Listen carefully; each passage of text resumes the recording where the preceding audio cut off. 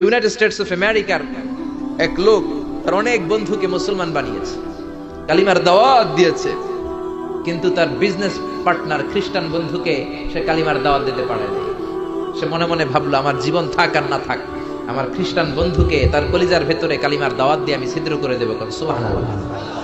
খ্রিস্টান বন্ধুকে দাওয়াত করলো তার বাড়িতে, ভাবলো একটা দাওয়াত করি, দাওয়াতে খাইতে আসলে কালিমার দাওয়াত দিয়ে দেবো। খানার দাওয়াতের লোকে কালিমার দাওয়াত আসলে নাই, আসলে নাই।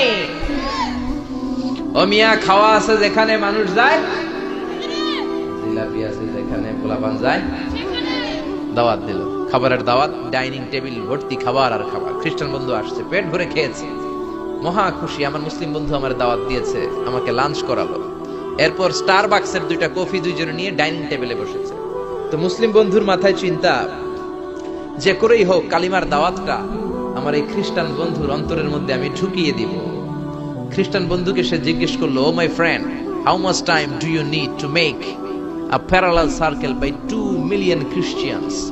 ও আমার বন্ধু, 20 লক্ষ খ্রিস্টানকে তুমি গোল গোল করে দাঁড় করাবা, তোমার কত সময় লাগবে? খ্রিস্টান বন্ধু বলে, what's the hell are you talking about? এগুলো তুমি কি কও? 20 লক্ষ খ্রিস্টান তুমি পাইবা কি? আর 20 লক্ষ খ্রিস্টানকে এক মাঠের মধ্যে যে দাঁড় করাবা, এরকম বড় মাঠও পাবা কই?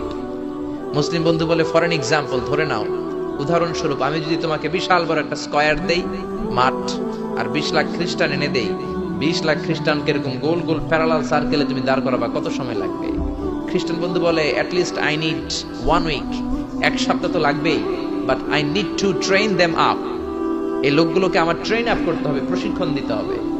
এক সপ্তাহের টানা প্রশিক্ষণ এবং ট্রেনিং দিতে পারলেই 20 লক্ষ খ্রিস্টানকে আমি প্যারালাল সার্কেল গোল গোল করে দাঁড় করাতে পারবো।